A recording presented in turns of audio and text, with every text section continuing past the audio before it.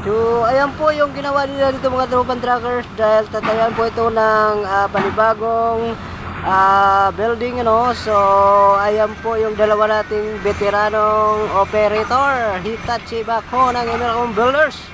So, nakapaghukay na po sila dito ng mga butas-butas na po pagtayo po ng poste ng itayo dito na pabrika ulit. So shout out at magandang hapon mga tropang operator, dahil Sabado naman bukas, so malapit na naman yung ating pahinga. So mag-ingat po sa araw-araw na trabaho mga tropang operator.